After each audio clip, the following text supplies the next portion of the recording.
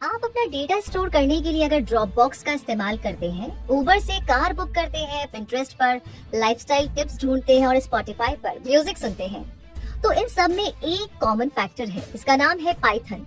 आम लोगों के लिए पाइथन का मतलब है अजगर, सांप, पर programming language experts, software developers और डेटा एनालिस्ट जैसे प्रोफेशनल्स के लिए पाइथन किसी मैजिक से कम नहीं है। दुनिया भर में पाइथन डेवलपर्स की डिमांड 41% तक बढ़ गई है। तो बिना देर किए चलिए एक्सप्लोर करते हैं दुनिया के third most popular programming language Python को। एक टाइम था जब लोगों से कहा जाता था कि पढ़ाई के साथ साथ टाइप राइटिंग सीख लो, नौकरी ढूंढने में आसानी होगी। कंप्यूटर आया तो यही बात कही गई कि MS एक्सेल और टैली जानने वालों को बड़ी जल्दी काम मिल जाता है। अब अगर कोई कंप्यूटर साइंस की पढ़ाई कर रहा है या सॉफ्टवेयर इंजीनियरिंग कर रहा है तो मास्टर ऑफ ऑल ट्रेड वाला प्रोग्रामिंग लैंग्वेज है पाइथन।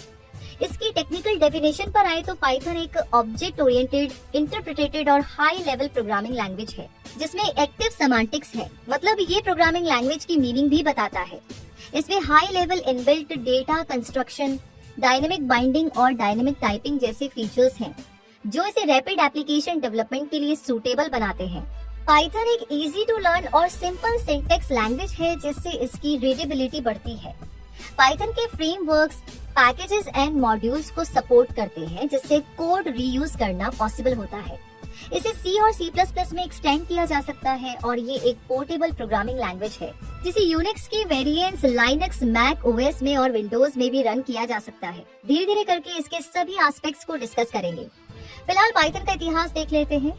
हीदो फॉन रॉसम जो एक डच प्रोग्रामर है, उन्होंने इस पर 1980 में काम करना शुरू किया था और फाइनली ये रिलीज हुआ था 1991 में, यानी 1991 में।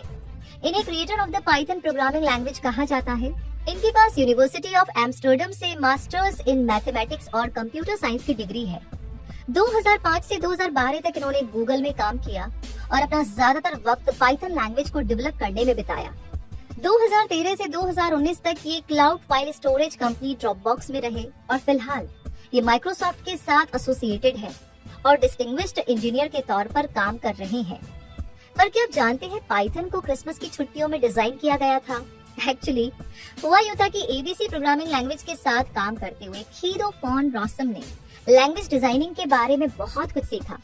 ABC प्रोग्रामिंग लैंग्वेज के साथ उन्हें रियलाइज हुआ कि ये एक ऐसा लैंग्वेज भी होना चाहिए जिसे किसी भी प्लेटफॉर्म पर एक्सटेंड किया जा सके।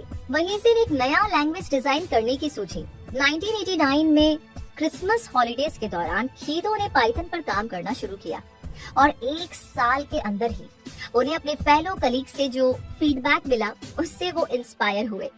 1991 में फाइनली पाइथन रिलीज हुआ और आज ये दुनिया का एक popular open source programming language है। जहाँ तक बात है पाइथन की, तो इसे the Python software foundation manage करता है। ये एक इंडिपेंडेंट नॉन प्रॉफिट ऑर्गेनाइजेशन है जिसके पास पाइथन 2.1 और इसके न्यूअर वर्जन्स के कॉपीराइट हैं। पाइथन सॉफ्टवेयर फाउंडेशन का मकसद है पाइथन प्रोग्रामिंग से जुड़े ओपन सोर्स टेक्नोलॉजी को एडवांस बनाना और पाइथन के यूज को पॉपुलर बनाना। तो क्या पाइथन को यूज करने में कोई कॉपीराइट की दिक्कत आ सकती है? अगर ये सवाल मन में आया है तो इसका जवाब भी सुन लीजिए। पाइथन का जो सोर्स है उसके साथ आप कुछ भी कर सकते हैं जब तक कि आप इसके कॉपीराइट्स का उल्लंघन नहीं करते। हाँ, अगर आप इसका कोई कमर्शियल यूज कर रहे हैं तो आपको इसका क्रेडिट पाइथन को देना होगा। बाकी आप कॉपीराइट रूल्स के बारे में इस लिंक पर डिटेल्स देख सकते हैं। अगर बात करें पाइथन की, तो ये क्यों इतना पॉपुलर है, क्या इसकी खासियत है जो इसे सॉफ्टवेयर डेवलपर्स का लाडला बनाती है? चलिए इसे समझने की कोशिश करते हैं। पाइथन एक high level general purpose programming language है जिसे बहुत से डिफरेंट क्लासेस के प्रॉब्लम्स पर अप्लाई किया जा सकता है।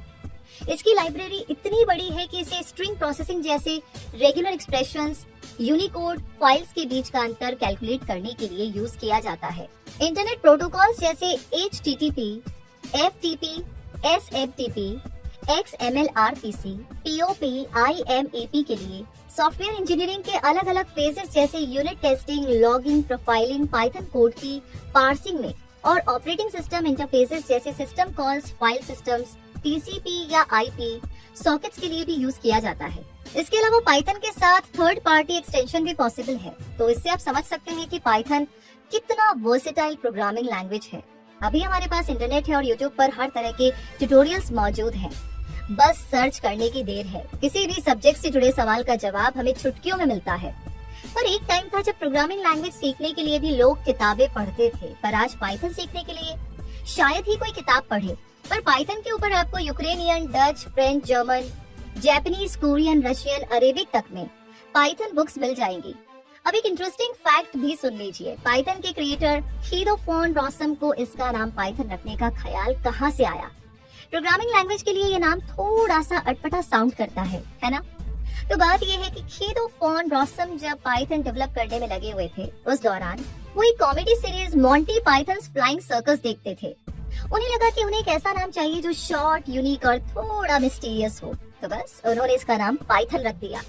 कंप्यूटर साइंस के हर विंग्स को देखें तो चाहे डेटा साइंस हो या डेटा एनालिसिस, आर्टिफिशियल इंटेलिजेंस हो या मशीन लर्निंग, बिग डेटा हो या डीप लर्निंग, क्लाउड कंप्यूटिंग हो या फिर एसक्यूएल, पाइथन पानी की तरह हर कहीं फिट हो जाता है। तो चलिए समझते हैं कि डेवलपर्स कम्युनिटी में ये इतना पॉपुलर क्यों है। प्रोग्रामिंग लैंग्वेज और कोडर्स जो पहली बार प्रोग्रामिंग सीखने की कोशिश करते हैं, उनके लिए पाइथन एक बेस्ट ऑप्शन है। सिंपल सिंटेक्स होने के चलते ये मोस्ट एक्सेसिबल प्रोग्रामिंग लैंग्वेज है और इसके कोड्स भी बड़ी ही आसानी से लिखे जा सकते हैं। पाइथन एक 30 साल पुराना प्रोग्रामिंग लैंग्वेज है, जिस वजह से इसकी एक बड़ी कम्युनिटी दुनिया भर में डेवलप हो गई है, जो इसे सीखने और समझने में नए यूजर्स की मदद करती है। इस कम्युनिटी में बिगिनर से लेकर के एक्सपर्ट लेवल्स के लोग मौजूद हैं। ऊपर से ये एक ओपन सोर्स प्रोग्रामिंग लैंग्वेज है और विंडो एंड लाइनेक्स एनवायरनमेंट को सपोर्ट करता है। तो data visualisation, statistics, mathematics, machine learning और नेचुरल लैंग्वेज प्रोसेसिंग जैसे कामों में इसकी बहुत ज्यादा डिमांड है। क्लाउड कंप्यूटिंग, मशीन लर्निंग और बिग डेटा ये कंप्यूटर साइंस के हॉटेस्ट ट्रेंड्स हैं। आर प्रोग्रामिंग लैंग्वेज के बाद डेटा साइंस एंड एनालिटिक्स में पाइथन ही दूसरा फेमस नाम है। डेटा एनालिटिक्स टूल्स के चलते हर दिन huge amount of data generate होता है, जिसे मैनेज करने में पाइथन बहुत ही एडवांस्ड है। इसलिए डेटा प्रोफेशनल्स पाइथन को लेकर के हमेशा खुद को अपडेटेड रखते हैं। पाइथन से जुड़ी बहुत सी लाइब्रेरीज और फ्रेमवर्क्स मौजूद हैं, जैसे नमपी, साइपाई और जेंगो। इन्हें डेवलपर्स खूब इस्तेमाल करते हैं, इससे उनका कीमती समय बचता है और ऐसा कोई कोडिंग वाला काम नहीं है जो पाइथन से पॉसिबल ना हो। इसलिए टॉप बिजनेस और सॉफ्टवेयर कंपनीज पाइथन पर आंख बंद करके भरोसा करती हैं, जिनमें फेसबुक, गूगल, नेटफ्लिक्स और इंस्टाग्राम जैसे नाम शामिल हैं। अगर आपको डिफरेंट प्रोग्रामिंग लैंग्वेजेस की जानकारी है तो आपको पता होगा कि बहुत से यूजर्स ये सवाल उठाते हैं कि पाइथन इतना स्लो क्यों है। ये एक सच्चाई है। जावा, सी शार्प, गो, जावास्क्रिप्ट और C++ से कंपेयर करें तो पाइथन का एग्जीक्यूशन स्पीड थोड़ा स्लो है, पर सॉफ्टवेयर डेवलपमेंट के नजरिए से कंप्यूटर रन टाइम के मुकाबले डेवलपमेंट टाइम ज्यादा इम्पोर्टेंट होता है और डेवलपमेंट टाइम के लिहाज से पाइथन को बीट करना मुश्किल है। इंटरनेट ऑफ थिंग्स या IoT के बारे में भी आपको पता होगा। मोबाइल से AC कंट्रोल करना हो या वॉइस कमांड से रूम का लाइट ऑफ करना हो, रिमोट से खिड़कियों के पर्दे हटाने हो या वॉइस कमांड से टीवी का चैनल बदलना हो, आजकल इंटरनेट ऑफ थिंग्स यानी IoT का यूज बहुत बढ़ गया है और यहाँ पाइथन बाजी मार जाता है। इस तरह के स्मॉल इंटरनेट कनेक्टेड डिवाइसेस में यूजर्स को कस्टमाइजेशन चाहिए होता है। इस तरह के ढेर सारे डिवाइसेस पाइथन और माइक्रो पाइथन सपोर्ट करते हैं, जिनसे इनकी कोडिंग बड़ी आसानी से बदली जा सकती है। इसलिए इंटरनेट ऑफ थिंग्स में पाइथन डोमिनेट कर रहा है। अब पाइथन सिर्फ एक प्रोग्रामिंग लैंग्वेज नहीं रह गया है, ये इतना पॉपुलर हो गया है कि ये एक एकेडमिक लैंग्वेज बन गया है। मतलब कंप्यूटर साइंस की पढ़ाई जहाँ कहीं भी होती है, वहाँ सिलेबस में पाइथन कुंडली मार करके बैठ गया है। मतलब हर स्टूडेंट को पाइथन तो पढ़ना ही है और स्कूल, कॉलेज और यूनिवर्सिटीज में इसे पढ़ाया भी जा रहा है। इसके अलावा ऑटोमेशन आने वाले दिनों में हर इंडस्ट्री में दिखाई देगी। वैसे भी इंसानों का काम रोबोट्स ने ले ही लिया है। तो पाइथन एक ऐसी लैंग्वेज है जो ऑटोमेशन सॉफ्टवेयर टेस्टिंग के लिए बेस्ट परफॉर्मेंस बूस्टर बन गई है। ऑटोमेशन टूल्स बनाने और उन्हें रन करने के लिए सिर्फ कुछ लाइंस की पाइथन कोडिंग कीजिए और आपका ऑटोमेशन टूल चलने के लिए तैयार है। तो देख लिया आपने क्यों Python king of all programming language है। तो अगर कोई आपसे ये पूछे कि उसे कोडिंग सीखनी है और सॉफ्टवेयर इंडस्ट्री में अपना करियर बनाना है, तो आप उसे कह सकते हैं पाइथन सीख लो, जिंदगी भर काम आएगा। अब आते हैं एसक्यूएल या स्ट्रक्चर्ड क्वेरी लैंग्वेज पर। डेटाबेस मैनेजमेंट में एसक्यूएल ही फर्स्ट चॉइस मानी जाती है। लगभग सभी डेवलपर्स एसक्यूएल यूज करते हैं। डेटाबेस के एरिया में ये एक डी फैक्टो स्टैंडर्ड रखता है। डी फैक्टो स्टैंडर्ड का मतलब होता है कंप्लीट डोमिनेंस, यानी मार्केट में जिसकी एक्सेप्टेबिलिटी बहुत ज्यादा हो। वही पाइथन एक ऑलराउंडर है और दोनों को अगर साथ मिला दिया जाए तो दोनों टूल्स एक साथ ऑटोमेशन और एफिशिएंसी में नया बेंचमार्क सेट करते हैं। इन दोनों के बीच PyODBC एक ब्रिज का काम करता है। PyDOC पाइथन का एक स्टैंडर्ड डॉक्यूमेंटेशन मॉड्यूल है जो ODBC डेटाबेस को एक्सेस करने में मदद करता है। पाइथन को अगर SQL सर्वर से कनेक्ट करना हो तो ये काम करता है PyODBC.connect। और अगर बात करें SQL से पाइथन में डेटा एक्सट्रैक्ट करने की तो पाइथन यूज करता है Pandas, PANDAS। Pandas में रीड SQL नाम का एक फंक्शन होता है जो SQL का डेटा रीड करता है। पाइथन SQL में डेटा चेंज करने की फैसिलिटी भी देता है। जब इसे एग्जीक्यूट किया जाता है तो SQL में डायरेक्ट डेटा चेंज होने के बदले एक टेम्पररी एग्जिस्टिंग स्पेस में डेटा चेंज होता है। साथ ही पाइथन से डेटा मैनिपुलेशन भी पॉसिबल है। पाइथन आपको क्यों सीखना है, इसका जवाब ढूंढना बहुत जरूरी है। सब सीख रहे हैं, मैं भी सीखूंगा, मैं भी सीखूंगी। मेरा बेस्ट फ्रेंड कंप्यूटर साइंस ले रहा है, मैं भी ना वही पढ़ाई करूंगी। और आजकल हर कई प्रोग्रामिंग लैंग्वेजेस की बात हो रही है, कोडिंग सुनने में कूल लगता है। तो ऐसी सोच के साथ कभी भी कुछ भी नहीं सीखना चाहिए। बहुत जल्दी ही आप फ्रस्ट्रेटेड हो जाएंगे और अपना इंटरेस्ट लूज कर देंगे। पाइथन सीखने के लिए एक आपका खुद का इंटरेस्ट और कंप्यूटर साइंस में करियर बनाने का गोल होना चाहिए। अगर आपको पता है पाइथन कहाँ कहाँ यूज होता है तो आपको डिसीजन लेने में आसानी होगी। तो चलिए आपके लिए पता करते हैं what can you do with Python. शुरुआत वेब डेवलपमेंट से करते हैं। जेंगो और फ्लास्क जैसे वेब डेवलपमेंट फ्रेमवर्क्स पाइथन पर बेस्ड हैं। ये सर्वर साइड कोड क्रिएट करने में मदद करते हैं। वेब फ्रेमवर्क से कॉमन बैकएंड लॉजिक तैयार करने में आसानी होती है। इससे URL mapping, HTML file generate करना और डेटाबेस से डीलिंग आसान हो जाती है। तो एज अ बिगिनर आपको जेंगो और फ्लास्क जैसे वेब डेवलपमेंट फ्रेमवर्क्स के साथ शुरुआत करनी चाहिए। अगर स्पेसिफिकली फ्लास्क की बात करें तो ये जेंगो के मुकाबले सिंपल है, फ्लेक्सिबल है और इसमें कम कंपोनेंट्स हैं। इसके बाद है मशीन लर्निंग। इसे समझने के लिए आप आर्टिफिशियल इंटेलिजेंस पर हमारी डॉक्यूमेंट्री देखेंगे तो how does artificial intelligence learn, ये समझ पाएंगे। तो बेसिकली AI टूल कैसे समझता है किसी पिक्चर में पेड़ बना है या ट्रेन, डॉग या कार। इस तरह के हजारों पिक्चर्स को एल्गोरिथम से समझाया जाता है। बेसिकली जो कोड्स लिखे जाते हैं उनमें कुछ पैटर्न्स डाले जाते हैं और आर्टिफिशियल इंटेलिजेंस उन पैटर्न्स को समझने लगता है। मशीन लर्निंग में neural networks, deep learning, support vector machines और रैंडम फॉरेस्ट टेक्निक्स का इस्तेमाल किया जाता है। गूगल, नेटफ्लिक्स और अमेज़न भी हमें रिकमेंडेशंस देने में इन्हीं का इस्तेमाल करते हैं। पाइथन में भी इस तरह के पॉपुलर मशीन लर्निंग लाइब्रेरीज है जिनका नाम है scikit-learn और टेंसरफ्लो। टेंसरफ्लो पाइथन की एक लोअर लेवल लाइब्रेरी है जिसमें कस्टम मशीन लर्निंग एल्गोरिथम्स लिखने का काम किया जाता है। इन दोनों में किसी भी बिगिनर को सबसे पहले scikit-learn सीखने को कहा जाता है। अगर कोई मशीन लर्निंग एल्गोरिथम्स की प्रैक्टिस करना चाहता है तो केगल एक बढ़िया प्लेटफॉर्म है। अब बात करते हैं डेटा विजुअलाइजेशन की। तो विजुअलाइज का मतलब है ग्राफिकल रिप्रेजेंटेशन। क्रिकेट मैच देखते हुए दोनों टीम्स के स्कोर बोर्ड को कंपेयर किया जाता है। टावर बने होते हैं और ग्राफ ऊपर या नीचे जाता है, उसी को डेटा विजुअलाइजेशन कहते हैं। पाइथन के पास भी डेटा विजुअलाइजेशन की लाइब्रेरी है जिसका सबसे पॉपुलर वर्जन है मैटप्लॉटलिब। अगर इस तरह की लाइब्रेरी पर आपका कमांड हो जाए तो स्टैटिस्टिकल डेटा विजुअलाइजेशन के लिए Seaborn भी सीख सकते हैं। अब बात करते हैं स्क्रिप्टिंग की। नॉर्मली आप जानते हैं कि स्क्रिप्ट होती है किसी फिल्म या डॉक्यूमेंट्री के डायलॉग्स जो बातचीत या नैरेटिव के फॉर्मेट में होती है। पर प्रोग्रामिंग लैंग्वेज में स्क्रिप्टिंग का मतलब होता है किसी सिंपल टास्क को ऑटोमेट करने के लिए प्रोग्राम लिखना। जैसे मान लीजिए कि आप एक रेस्टोरेंट ओनर हैं और आपको ईमेल पर ऑर्डर्स मिलते हैं। हफ्ते के एंड में आपने सोचा कि चलिए देखा जाए वेज और नॉन वेज ऑर्डर्स कितने आए हैं। तो आप ये काम मैनुअली कर सकते हैं और अगर आपने इसे काउंट करने के लिए कोई छोटी सी कोडिंग कर ली जो ऑटोमेटिकली ये काम कर दे तो वो कोडिंग हुई स्क्रिप्टिंग। पाइथन से स्क्रिप्टिंग बड़ी आसानी से हो जाती है, इसके इजी सिंटेक्स के चलते, और इसे टेस्ट करना भी काफी आसान है। तो क्या पाइथन से गेम डेवलपमेंट भी पॉसिबल है? अगर ये सवाल आपके दिमाग में दौड़ रहा है तो इसका जवाब है हाँ। पाइथन की पाइगेम लाइब्रेरी इस काम को करती है, लेकिन ये बहुत बेसिक गेम डेवलपिंग लाइब्रेरी है तो इसके साथ आप प्रैक्टिस कर सकते हैं। पर अगर आप सच में एक गेम डेवलपर बनना चाहते हैं तो यूनिटी का इस्तेमाल कर सकते हैं।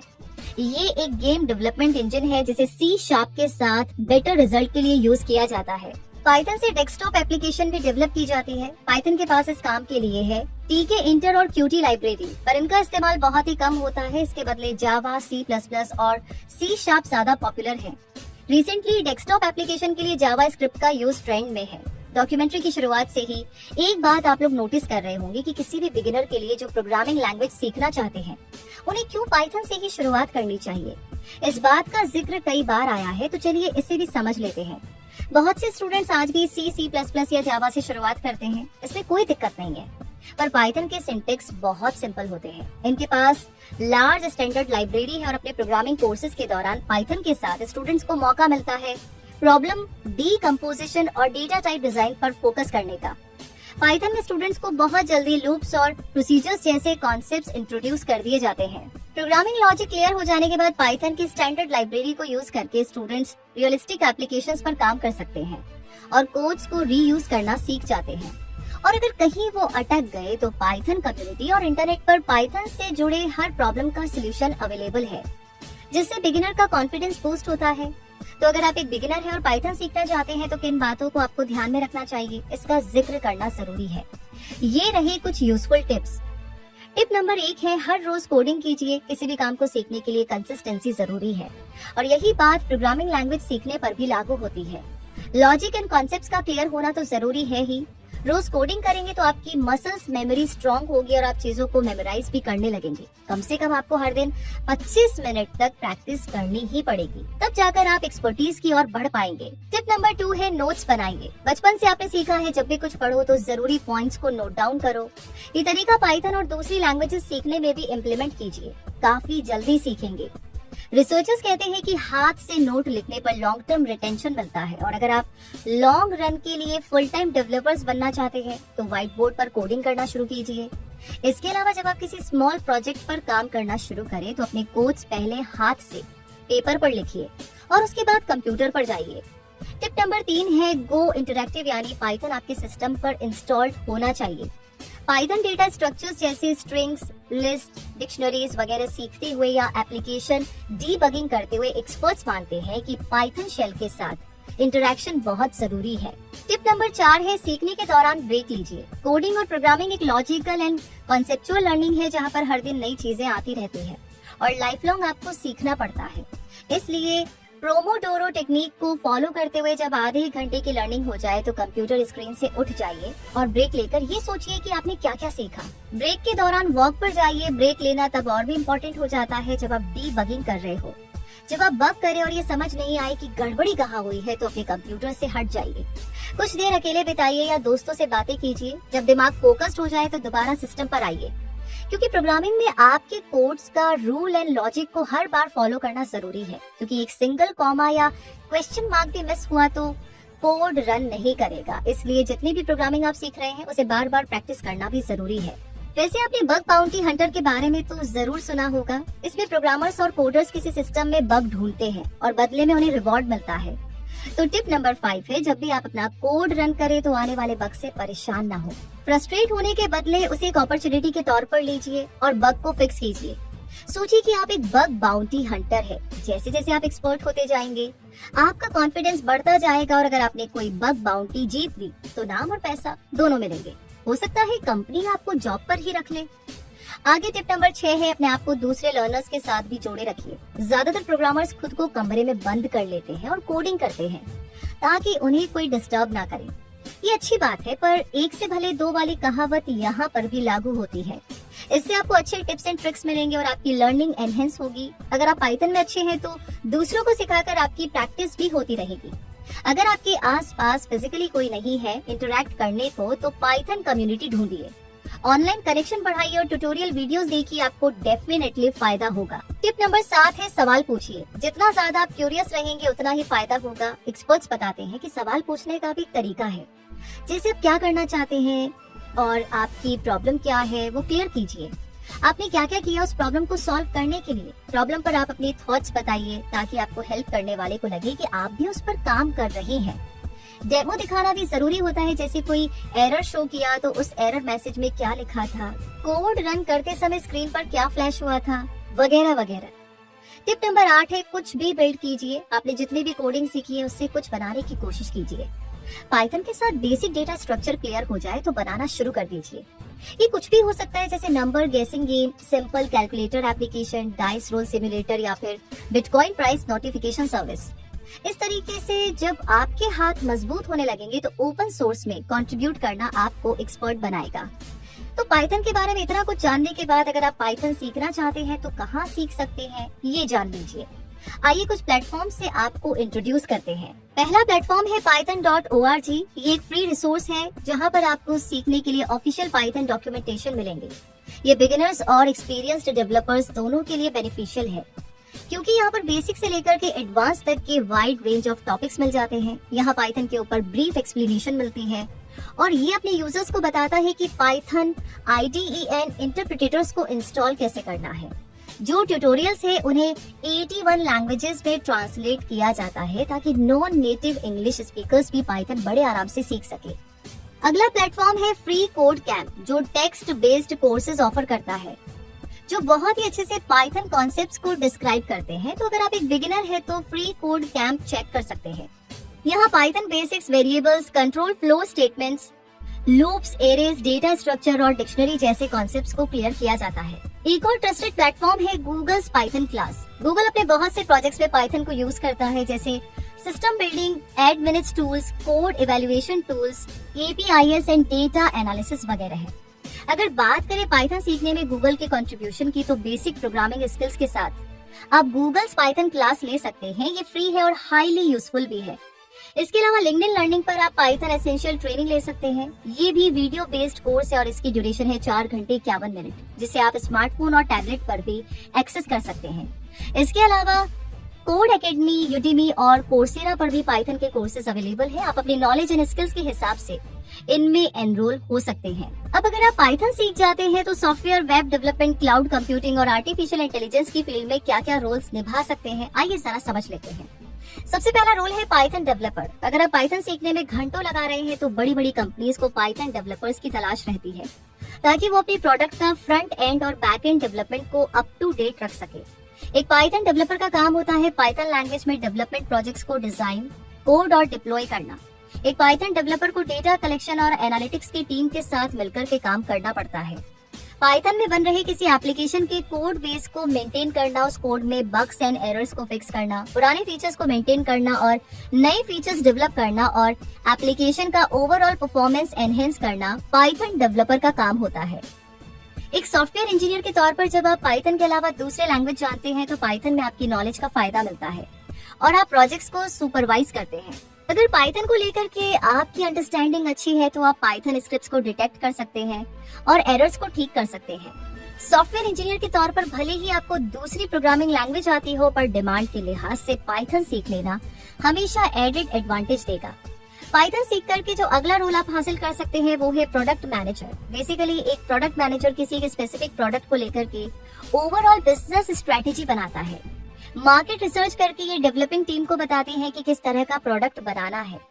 प्रोडक्ट मैनेजर के रोल में डेटा एक इम्पोर्टेंट रोल प्ले करता है, क्योंकि Python large amount of data handle कर सकता है। इसलिए एक प्रोडक्ट मैनेजर का पाइथन में एक्सपर्ट होना जरूरी है। सीनियर डेटा साइंटिस्ट के रोल के लिए भी पाइथन का आना जरूरी है। एक सीनियर डेटा साइंटिस्ट को डेटा एनालिस्ट की टीम को सुपरवाइज करना होता है। ये एनालिटिकल टूल्स बनाते हैं ताकि नॉलेज जनरेट हो, डेटा में पैटर्न्स ढूंढते हैं और डेटा के बिहेवियर को प्रेडिक्ट करते हैं। इन्हें मशीन लर्निंग और स्टैटिस्टिक्स बेस्ड एल्गोरिथम पर भी काम करना होता है। एक डेटा साइंटिस्ट का पर्पस ये भी होता है कि वो डेटा स्टोर करने के नए नए आइडियाज दे, और क्योंकि SQL के साथ पाइथन बड़ी इजीली मर्ज हो जाता है और डेटा एक्सट्रैक्ट भी कर सकता है, तो डेटा साइंटिस्ट बनने के लिए पाइथन में एक्सपर्टीज होनी जरूरी है। पाइथन जानने वाले ऑटोमेशन टेस्टिंग इंजीनियर भी बनते हैं, क्योंकि इन्हें पाइथन टेस्ट फ्रेम टूल्स जैसे पाइटेस्ट, पाईयूनिट, बिहेव वगैरह की भी जानकारी होती है।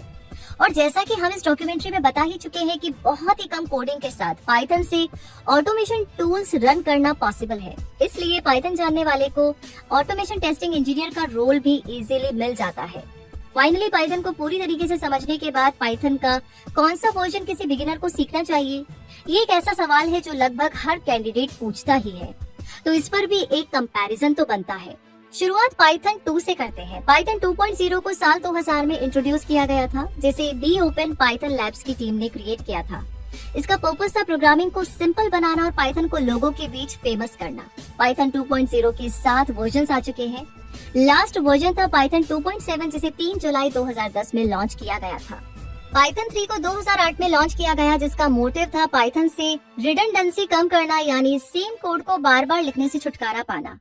पाइथन 3 के आते ही टेक वर्ल्ड को पाइथन 2 बेकार लगने लगा और 2020 आते आते पाइथन 2 की लेगेसी पाइथन 2.7 के साथ खत्म हो गई।